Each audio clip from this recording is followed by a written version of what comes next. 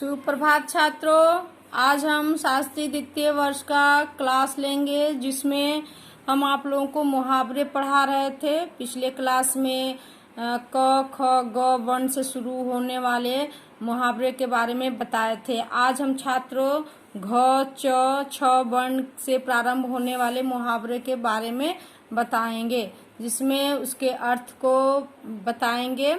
आप लोग शायद वाक्य भी बना चुके होंगे। हाँ, अगला देखते हैं अगला देखते हैं छात्रों, गोलमाल करना। गोलमाल का अर्थ होता है गड़बड़ करना। कहते हैं ना, कोई काम कोई करता है, इधर से उधर गड़बड़ करता है तो उसको कहते हैं कि ये गोलमाल कर रहा है, जरूर ये गोलमाल कर रहा है। इसी तरह अगला है छात्रों, घड़ों पानी पड़ जाना। घड़ों पानी पड़ जाना यानी अत्यधिक शर्मिंदा होना। कोई ऐसा काम करते हैं जिसके कारण हमें शर्मिंदा होना पड़ता है, तो उसी को कहते हैं घड़ों पानी पड़ जाना। उसी तरह घर का ना घाट का, ये तो बहुत प्रसिद्ध मुहावरा है छात्रों। आप लोग हमेशा से सुनते आए कि घर का ना घाट का। कोई एकदम बेकार रहता है, जो कोई काम नहीं करता, तो उसको हम लोग कहते हैं ना कि ना घर का है ना घाट का है ना।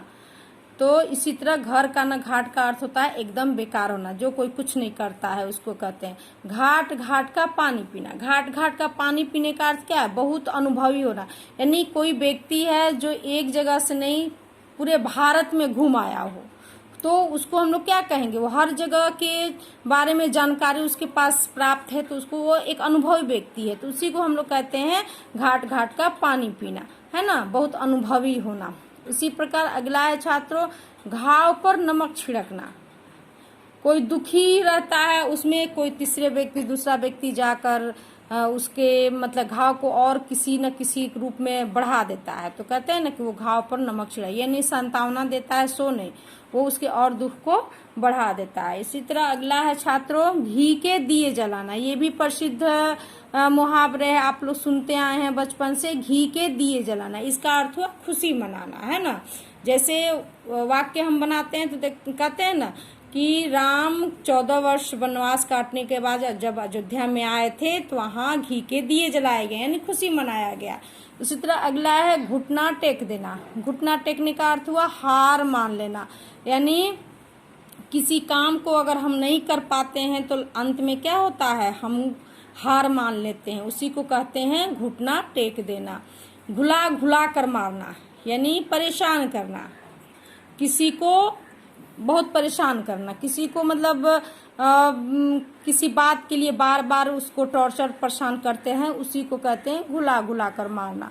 घोड़ा बेचकर सोना, ये भी प्रसिद्ध है, आप लोग सुने होंगे छात्रों। घोड़ा बेचकर कोई खूब निश्चिंत होकर सोता है, चाहे विद्यार्थी हो या कोई व्यक्ति हो, कोई बिजनेसमैन हो, कोई भी हो, तो वो घोड़ा बेचकर सोने का अर्थ यहाँ निश्चिंत होकर सोना, यानी कि किसी प्रकार का कोई परेशानी ना हो, कोई टेंशन ना हो, उसी को हम लोग कहते हैं। वही व्यक्ति न सोता है जिसके ऊपर किसी प्रकार की कोई चिंता नहीं रहती है, तो उसी को हम लोग कहते हैं घोड़ा बेचकर सोना। अगर कोई छात्र सो जाता है बहुत देर तक, तो कहते हैं ना घोड़ा बेचकर सोया हुआ है, यानी कि उसको कोई किसी प्रकार की चिंता नहीं है, निश्चिंत होकर सोया है। घोल कर पिला देना, अच्छी तरह से याद करना। जैसे माता पिता क्या चाहते हैं कि हमारे बच्चे किसी भी चीज में अगर वो पढ़ रहे हैं तो वो चाहते हैं कि हर तरह से उसको याद करवा दे हर चीज को, तो इसलिए अच्छी तरह से याद करा देना, यानी कि उसका अर्थ हुआ कि उसका मतलब हुआ कि घोल कर पिला देना, उसी का अर्थ होता है अच्छी तरह से याद करा देना, कि वो जीवन भर कभी भूले नहीं। घास खोदना का अर्थ हुआ निरर्थक काम करना, जिस काम से हमें फायदा नहीं है, लाभ नहीं है, और उस काम को हम करते हैं, तो उसी का हुआ घास खोदना, यानी उसका अर्थ हुआ निरर्थक काम करना। उसी तरह है चंगुल में आना, यानी काबू में आना, है ना। कल बताए थे वश में करना, है ना। उसी तरह इसमें चंगुल में आने का अर्थ होता है वश में आना या काबू में आना, ये अपने अंदर में करना किसी को। चक्कर में डालना, परेशान करना, इसका भी अर्थ होता है परेशान करना। किसी काम के लिए कोई किसी को बार बार परेशान करता है, कहता है हाँ ये काम हो जाएगा, और नहीं करता है, तो क्या हुआ? उसको चक्कर में डालना, उसको चक्कर कटवाते रहता है, परेशान करता है। उसी तरह चौकड़ी भूल जाना, राह न सूझना, चक्कर में आना, धोखा खाना, यानी किसी व्यक्ति के बातों में आकर अपने आप को धोखा खा लेता है व्यक्ति। ये नहीं समझ पाता कि वो धोखा देने वाला है, इसीलिए किसी के बात में आ जाने पर उसको क्या कहेंगे हम, धोखा खा रहा है। धोखा, वो व्यक्ति जो है उसको धोखा दे रहा है, या हम कहेंगे हम धोखा खा रहे हैं। चकमा देना यानी ठगना, चोर जैसे होते हैं वो क्या करते हैं, पुलिस को चकमा देकर भाग जाते हैं, उसी को कहते हैं ठग कर भाग जाते हैं, उसको कहते हैं चकमा देना। चलता पुर्जा होना यानी चालाकी से काम लेना। कुछ व्यक्ति ऐसे होते हैं जो बहुत चलता पुर्जा होते हैं, यानी कि वो चालाक होते हैं, चालाकी से कोई भी काम कर लेते हैं। इसी पर है चांद पर थूकना, यानी व्यर्थ कलंक लगना। चांद कितना दूर है, लेकिन हम उस पर व्यर्थ के थूकेंगे तो हमारे ऊपर ही पड़ेगा, यानी किसी व्यक्ति पर बिना मतलब का कलंक लगाना ही चांद पर थूकना होता है। चांदी काटना यानी खूब कमाना, मौज करना। चांदी का जूता मारना, घूस देना। किसी व्यक्ति को अगर घूस दिया जाता है तो उसको कहा जाता है कि चांदी का जूता मारना। 4 दिन की चांदनी यानी थोड़े समय का सुख। चिराग तले अंधेरा, न्याय स्थल पर अन्याय होना।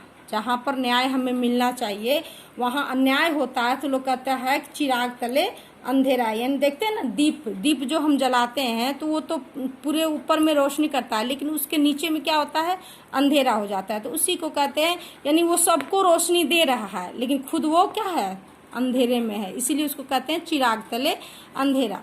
चादर देखकर पांव फैलाना, ये भी प्रसिद्ध मुहावरा है छात्रों, कि व्यक्ति को अपने औकात के अनुसार ही रहना चाहिए, कि जितना है उतना में ही वो सक्षम है। नहीं तो कुछ लोग होते हैं कि रहता नहीं है लेकिन वो फेंकते हैं, बहुत बड़े बड़े बात करते हैं, तो उसी को लोग कहते हैं कि चादर देखकर पाँव फैलाना चाहिए। मान लीजिए चादर हम ओढ़े हैं और वो चादर छोटा है तो क्या होगा, आधा पैर ढकेगा नहीं, आधा पैर दिखेगा, इसीलिए कहता है कि जितना चादर है उतना ही पाँव फैलाना चाहिए। अगला है छात्रों चिकनी चुपड़ी बातें करना, यानी मीठी मीठी बातें करना। किसी व्यक्ति को अपने जाल में फंसाना है या उससे काम निकलवाना है तो लोग क्या करते हैं, उससे मीठी मीठी बातें करते हैं, उसी को हम लोग कहते हैं चिकनी चुपड़ी बातें करना। चिराग लेकर ढूंढना, बहुत खोजना होता है ना, बहुत लोग नहीं मिलते हैं चिराग लेकर, उसी को कहते हैं चिराग लेकर ढूंढना। छात्रों इसके आगे हम अगले क्लास में बताएंगे। धन्यवाद।